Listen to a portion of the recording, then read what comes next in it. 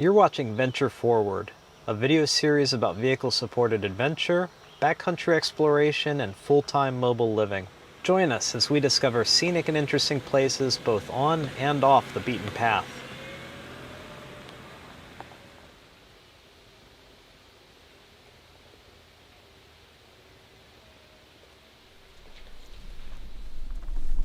Hello everyone, it's early August 2022 and adventure is afoot in northern Vermont. Shannon and I are on the move again after spending the last couple weeks in Brattleboro, Vermont to tend to my broken foot. I have a fractured metatarsal. My foot's feeling really good. I can walk around on it and put weight on it with no pain whatsoever. I still have to wear this clunky orthopedic boot though for at least a couple more weeks, and it's more for protection than anything. Right now I'm out in the Jeep exploring Vermont's backcountry, but this weekend, well yesterday, Shannon and I went out on an adventure of our own. We drove up to the top, or nearly to the top, of Mount Mansfield on Stowe's Toll Road, and that was an unexpected pleasure.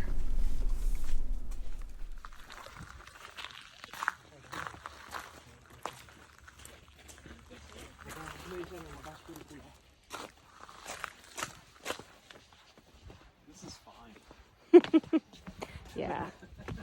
Stubborn old goat.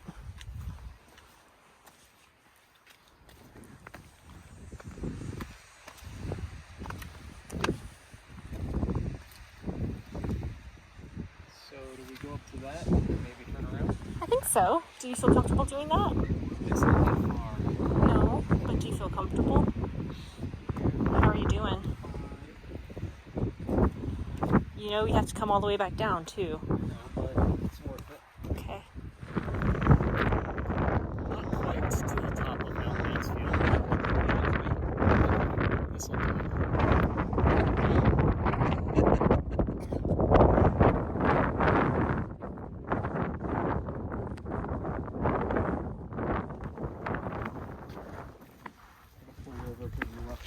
Okay, love. You're a trooper. New style hiking shoes. Oh yeah.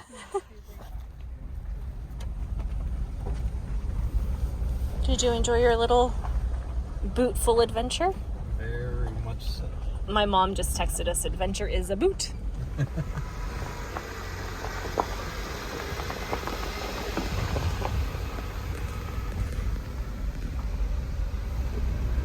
These are the snowmakers.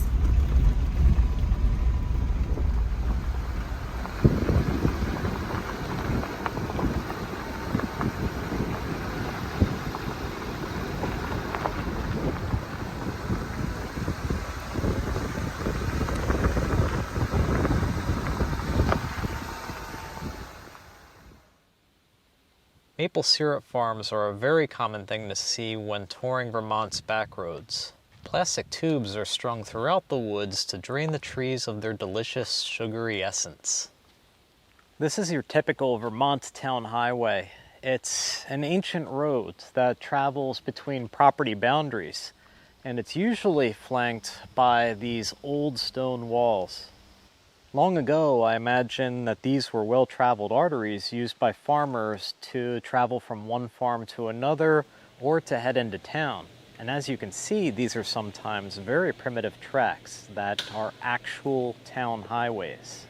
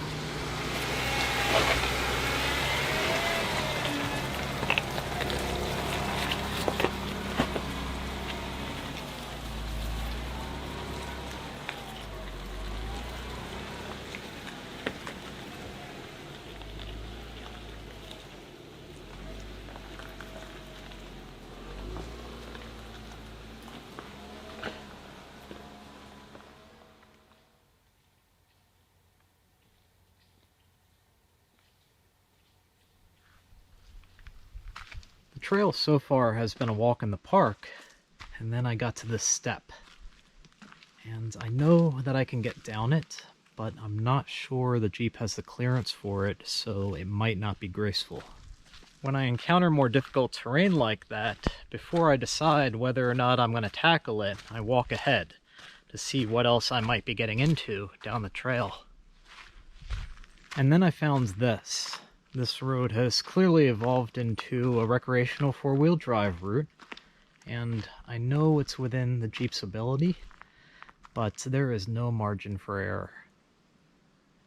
That looks like fun. But first of all, I don't know what's further down the mountain. And second, traveling alone with an orthopedic boot on? Maybe not. Know when to say when. I'm going to walk back to Orangie and head out the way I came.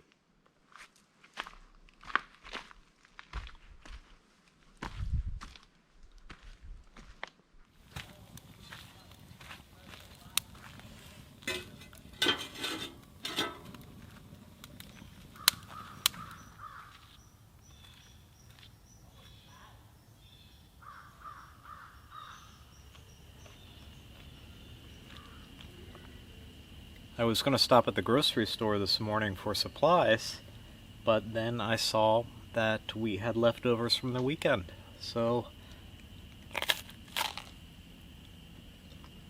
problem solved.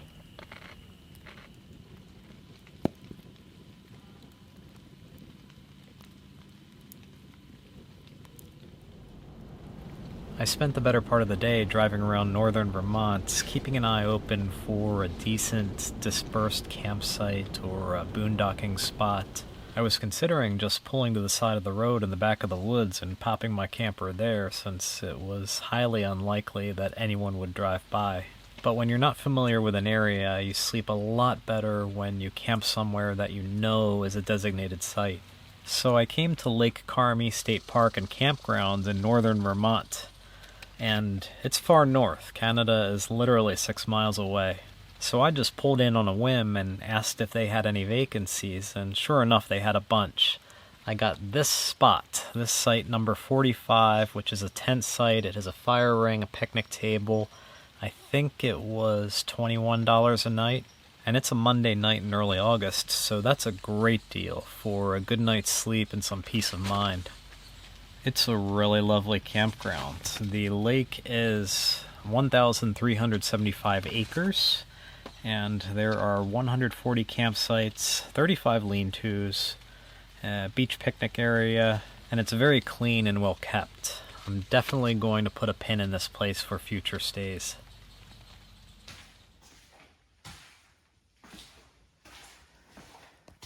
The shower is unlimited, or are they quarter poppers?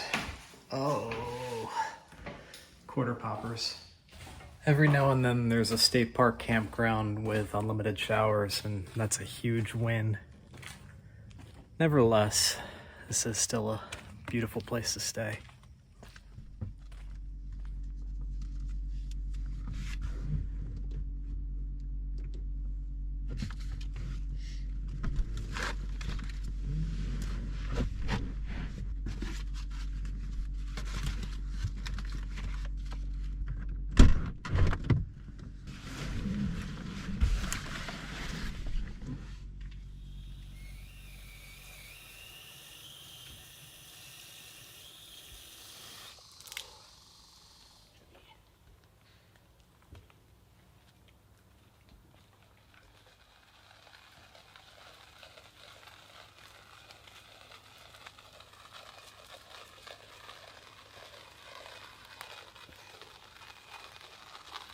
Coffee.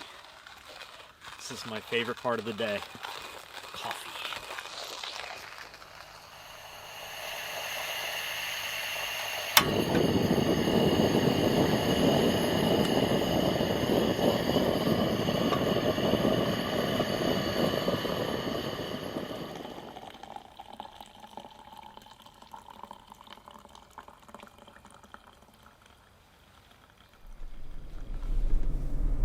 Last week I dropped the Jeep off at the dealer for some work because there was popping noise coming from the front end when I was in four-wheel drive and when it was under load. After looking it over, they gave me a call and said that they found a worn axle U-joint on the passenger front. I was like, great, that's exactly what it sounds like, please fix her up. Well, sure enough, I'm out and about this week using four-wheel drive a lot, and the popping noise is still there. So before I went anywhere else this morning, I wanted to pull it apart and inspect the tightness of the lug nuts on the driver's side front and also give it a visual inspection. Everything seems okay, so I don't think it's a big deal, but I like to stay ahead of problems. So whenever I hear a strange noise, I usually jump on it to try to figure out what it is.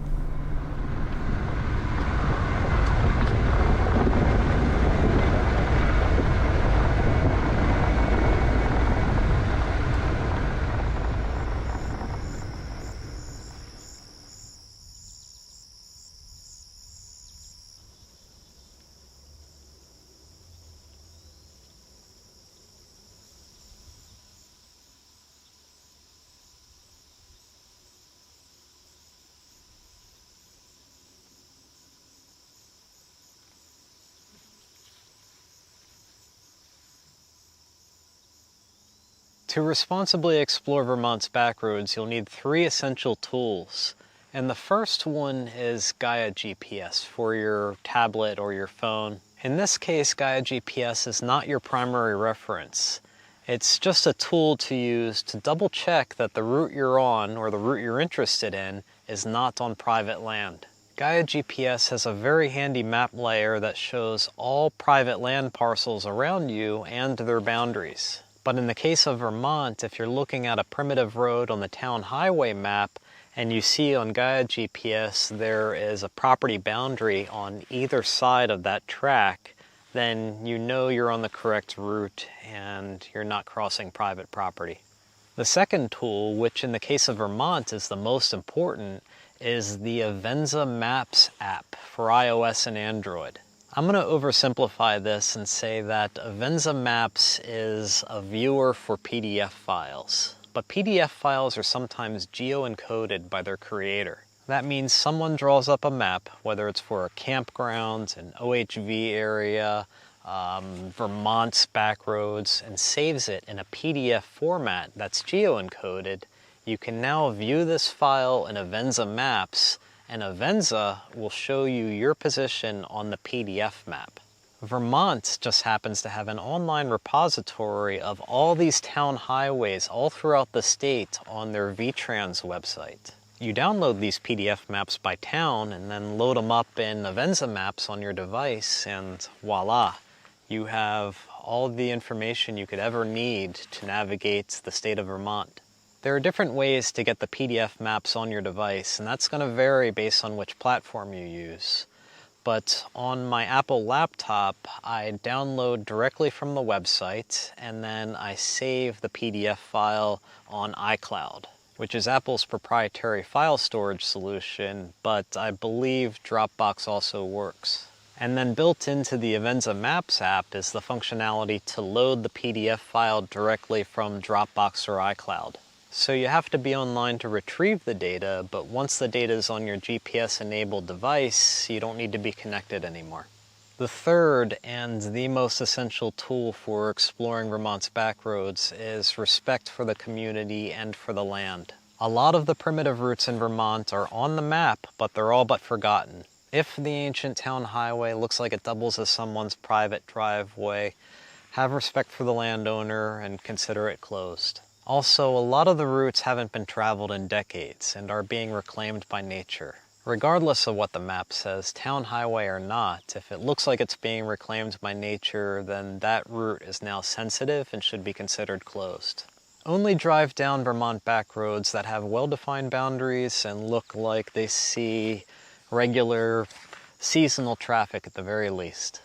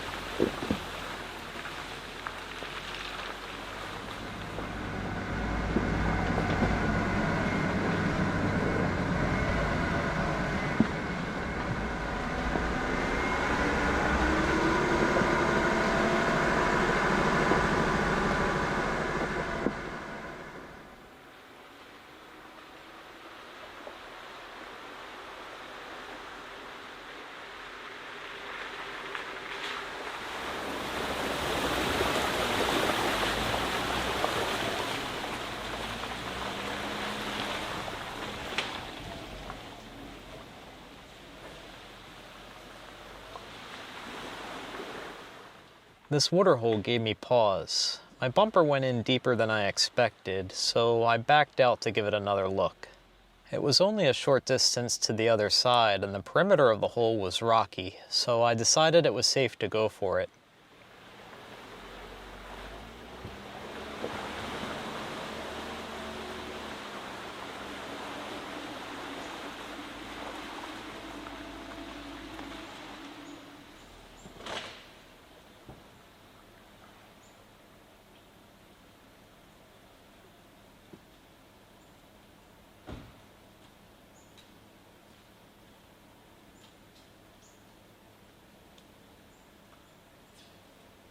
Then I had to go back and get the camera.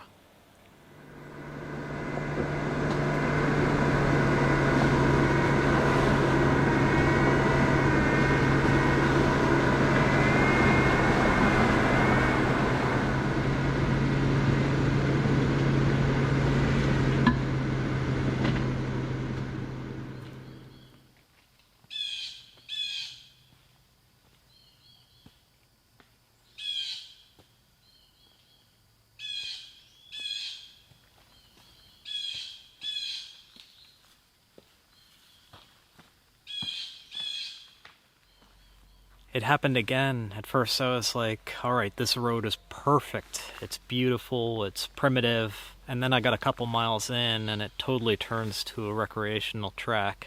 Now I love four-wheeling, and 20 years ago I went back down from a challenge. But I would love to keep going and see more of this trail, but I cannot afford the risk. Again, solo travel, orthopedic boot. These woods are wonderfully dark and deep. I wish that there was a dispersed site or a fire ring or some place that was just like, hey, this is a good place to spend the night, but I'm just not seeing anything like that. Vermont's primitive roads aren't playing. This is serious high clearance, four-wheel drive type of stuff. But as far as improvised camping goes, there's nothing. I think I'm going to go back to last night's state park. That was really nice. I don't like paying the money every single night, but it's really not bad. It costs far more just to put gas in the Jeep.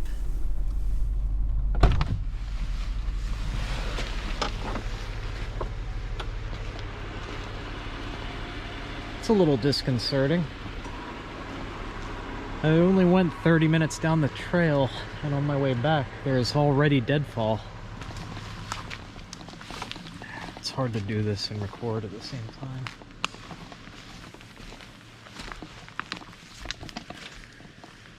Okay. It's like the start of a horror movie when, I don't know, the protagonists try to leave the forest and they find that it's blocked by someone or something. I love horror movies. There's nothing to be afraid of out here.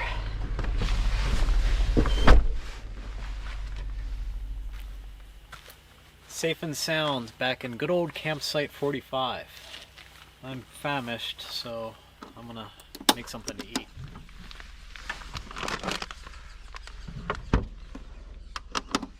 I don't recognize these. Shannon must have got them. Thanks, Shannon. This is exactly the type of thing. Well, this is exactly the type of thing that I like.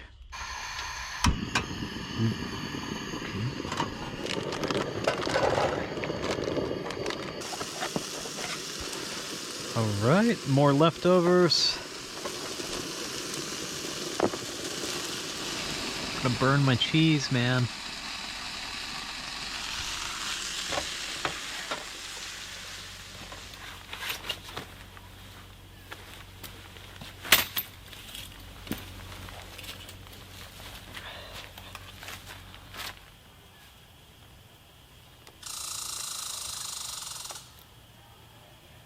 This is a very satisfying plate of mostly grease with some French fries and cheese.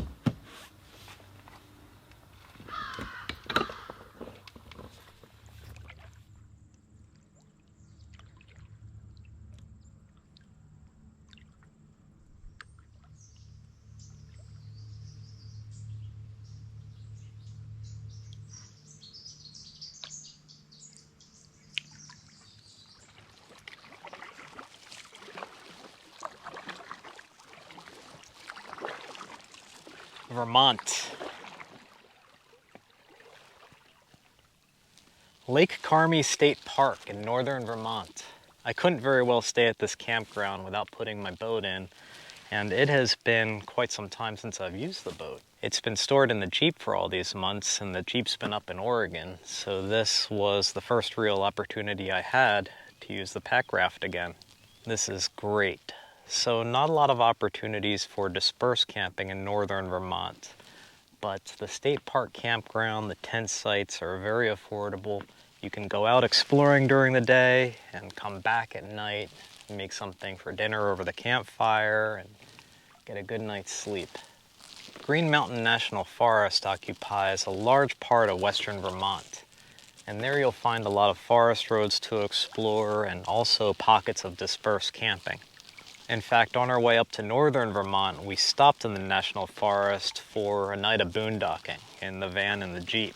It was nice, but it's very busy in the National Forest right now because it's early August, pretty much peak season. So we weren't able to find a spot as easily as we would have liked because a lot of them were occupied. But the site we did find did have a nice view and we did get a good night's sleep. I'm going to call that a wrap for the week, but first a few things. I'm going to put links to GAIA GPS and Avenza maps in the description for this video. I'll also put a link to the VTrans website where you can find the PDF maps for Vermont. And my detailed GPS data is available to Patreon subscribers, and I've got points of interest available on the THATCH travel app for iOS and Android. Next week I'm putting the camera down because I'm flying my son Cole up here to spend some father and son time here in Vermont. With school and work going on, Cole has a limited window for travel, so we're going to make the most of our time together. So that means I have to look at my calendar here. The next episode will be on Saturday, August 27th. So just taking a 1 week break, and then on Saturday, August 27th, 2022, I'll be back at it recording weekly videos. As usual, thanks for watching, and I'll see you again in 2 weeks.